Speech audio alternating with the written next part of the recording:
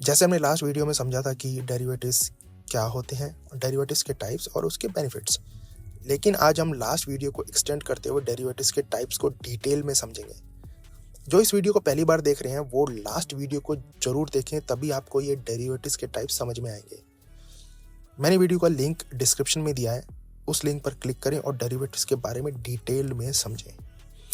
Hello दोस्तों, स्वागत है आपका हमारे यूट्यूब चैनल एक्सपर्ट ट्रेडर में। यहाँ हम ट्रेडिंग के बारे में वैल्यूएबल इन्फॉर्मेशन शेयर करते हैं, इसलिए हमारे चैनल से जुड़े रहें और आपके जो भी डाउट्स हैं ट्रेडिंग को लेकर वो सब क्लियर हो जाएंगे। तो चलिए स्टार्ट करते हैं। हमने जैसे लास्ट वीडियो में समझा था कि डेरिवेटिव्स के टाइप्स जो कि 4 टाइप्स के होते हैं। पहला होता है फॉरवर्ड, दूसरा future, third option and fourth swap. तो इन चारों को हम डिटेल में इस वीडियो में बात करेंगे। तो पहले हम बात करते हैं फॉरवर्ड कॉन्ट्रैक्ट की।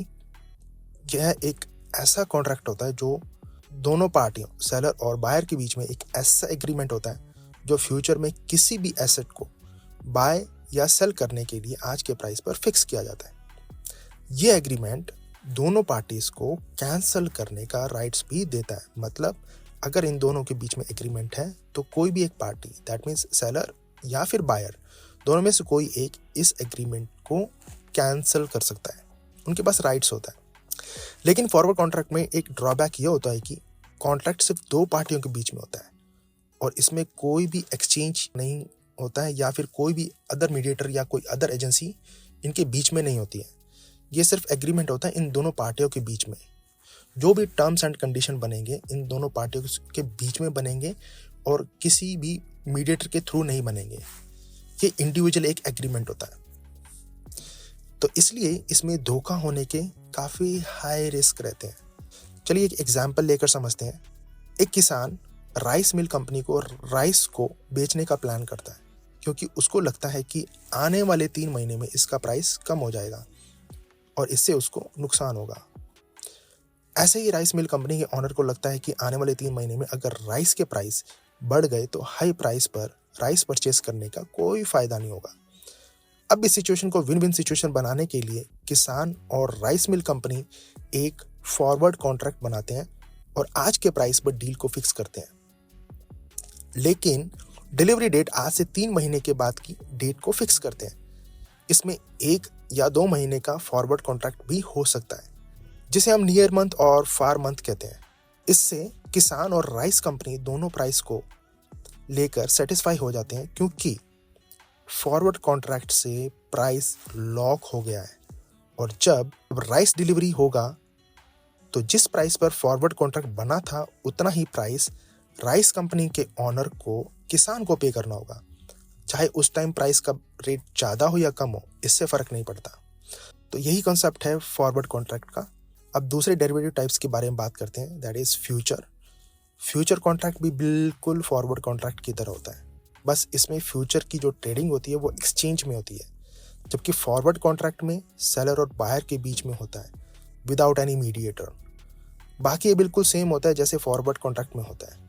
लेकिन अगर आपने ये फ्यूचर कॉन्ट्रैक्ट कर लिया तो आप एक्सपायरी या मैच्योरिटी से पहले आप इस कॉन्ट्रैक्ट से बाहर नहीं आ सकते। मतलब आप एक्सपायरी या मैच्योरिटी से पहले स्क्वायर ऑफ नहीं कर सकते इसको। इसमें बायर और सेलर दोनों को एक्सचेंज को एक मार्जिन देना होता है। ये मार्जिन एक गारंटी देता है कि डील कंप्लीट होगी बिना किसी डिस्क्रिपेंसी या धोखे के। तो इसे हम कहते हैं फ्यूचर कॉन्ट्रैक्ट। अब बात करते हैं थर्ड डेरिवेटिव्स टाइप्स की, दैट इज ऑप्शन। ऑप्शन को समझने से पहले फ्यूचर डेरिवेटिव्स को जरूर समझ लें क्योंकि ये भी एक प्रकार का कॉन्ट्रैक्ट ही है, बस इसमें कुछ फ्लेक्सिबिलिटी बढ़ा दी गई है। फ्यूचर डेरिवेटिव्स में हमने समझा था कि ये एक लीगल कॉन्ट्रैक्ट होता है, यानी कि एक बार अगर आपने कॉन्ट्रैक्ट कर लिया तो एक्सपायरी से पहले आप उस कॉन्ट्रैक्ट से बाहर नहीं आ सकते, यानी कि बीच में कॉन्ट्रैक्ट को छोड़ने का कोई ऑप्शन आपके पास नहीं होता। लेकिन अगर हम ऑप्शन डेरिवेटिव्स की बात करें तो जैसा कि नाम से ही पता लग रहा है कि इसमें आपके पास एक ऑप्शन होता है कि आप उस कॉन्ट्रैक्ट से बाहर आना चाहते हैं या नहीं। ये आपकी मर्जी होगी, मतलब ये ऑप्शनल होता है। चलिए इसको एक एग्जांपल लेकर समझते हैं। मान लो आप लेटेस्ट आईफोन लेने एप्पल स्टोर जाते हो, लेकिन वहाँ जाकर आपको सेल्समैन बताता है कि अभी ये वाला आईफोन मॉडल मार्केट में अवेलेबल नहीं है और 3 महीने बाद आएगा। लेकिन सेल्समैन बोलता है कि चूंकि इस मॉडल की डिमांड बहुत ज़्यादा है मार्केट में, तो हो सकता है कि इसकी कीमत 3 महीने बाद 80,000 रुपये से 1 लाख रुपये हो जाए। इसलिए आप 5,000 अमाउंट देकर आज के प्राइस पर इसकी बुकिंग कर सकते हो। तो इसी अमाउंट को बुकिंग अमाउंट या फिर प्रीमियम कहा जाता है। दैट मीन्स आपने प्राइस को लॉक कर दिया है इस बुकिंग अमाउंट को पे करके।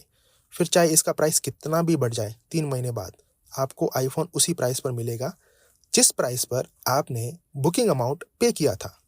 लेकिन इस कॉन्ट्रैक्ट में आपके पास ऑप्शन ये है कि आप चाहे तो इस कॉन्ट्रैक्ट से बाहर भी आ सकते हैं। चलो अब इसकी नेगेटिव साइड भी देख लेते हैं। अगर 3 महीने बाद आईफोन की कीमत बढ़ने की बजाय 80,000 से 50,000 हो जाए, तो इस सिचुएशन में आप फिर आईफोन 80,000 में थोड़ी खरीदेंगे, आप कम प्राइस पे खरीदेंगे, राइट? अगर 50,000 होगी तो आप 50,000 में आईफोन खरीदेंगे, 80,000 में क्यों खरीदेंगे? तो जाहिर है कि आप इस कॉन्ट्रैक्ट से बाहर आ जाएंगे। अगर आप बाहर आ गए तो आपको 5,000 का लॉस होगा, क्योंकि बुकिंग अमाउंट नॉन रिफंडेबल होती है।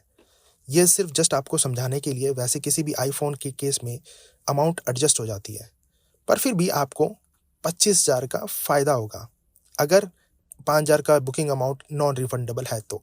यही कंसेप्ट है ऑप्शन डेरिवेटिव्स का। तो चलिए अब बात करते हैं कि ऑप्शंस के कितने टाइप्स होते हैं। पहला होता है कॉल ऑप्शन, सेकंड होता है पुट ऑप्शंस। इनके बारे में हम डिटेल में डिस्कस करेंगे नेक्स्ट वीडियो में। तो अभी हम सबसे पहले बात करते हैं फोर्थ डेरिवेटिव्स टाइप्स की, दैट इज स्वैप। स्वैप का सीधा सा मतलब होता है अदला बदली। ये भी एक तरह का कॉन्ट्रैक्ट है जहां दोनों पार्टियों जैसे कि बायर और सेलर पैसों या फिर किसी प्रोडक्ट की अदला बदली करते हैं। स्वैप डेरिवेटिव्स का कॉन्ट्रैक्ट एक्सचेंज पर नहीं होता है, बल्कि ओवर द काउंटर पर किया जाता है। इसके अलावा स्वैप कॉन्ट्रैक्ट आमतौर पर कंपनी और फाइनेंशियल इंस्टीट्यूट होते हैं, ना कि कोई आम आदमी, क्योंकि स्वैप कॉन्ट्रैक्ट में काउंटर पार्टी का डिफॉल्ट होने के चांसेस काफ़ी हाई रहते हैं। तो हम बात करते हैं अब स्वैप के टाइप्स के बारे में। यहाँ पे स्वैप के 4 टाइप्स होते हैं। पहला होता है currency swap, second interest rate swap, third commodity swap and fourth credit default swap. तो चलिए अब स्वैप डेरिवेटिव्स को एक एग्जाम्पल लेकर समझते हैं। मान लो एक किसान के पास 5 क्विंटल वीट है, लेकिन उसके पास बायर राइस का है, ना कि वीट का। और दूसरे किसान के पास सेम क्वांटिटी में राइस स्टोर किया हुआ है और उसके पास सिर्फ वीट का बायर है, राइस का नहीं है। इसलिए किसी मीडिएटर की हेल्प से दोनों आपस में मिलते हैं और वीट और राइस को एक्सचेंज कर लेते हैं। तो इसको ही स्वैप कहते हैं। यहाँ मीडिएटर एक्सचेंज नहीं होता है। इस स्वैप बिजनेस में बड़े बड़े फाइनेंशियल इंस्टीट्यूट और बिजनेसमैन इन्वॉल्व होते हैं और मीडिएटर में कोई एजेंसी होती है जो इन दोनों पार्टीज को मिलाती है स्वैप करने के लिए। तो यही स्वैप का कंसेप्ट है। आई होप आपको अब ये चारों टाइप्स डेरिवेटिव्स के अच्छे से समझ में आए होंगे। अगर आपको ये वीडियो पसंद आया है तो इस वीडियो को ज़रूर लाइक करें और चैनल को सब्सक्राइब करें और बेल आइकॉन को भी प्रेस करें, जिससे आपको न्यू वीडियोस का नोटिफिकेशन मिलता रहे। और आपके कुछ सवाल या डाउट्स हैं इस वीडियो को लेकर, तो मुझे कमेंट करके ज़रूर बताएं। तो फिर मिलते हैं नेक्स्ट न्यू इन्फॉर्मेटिव वीडियो के साथ में। Stay tuned with expert trader.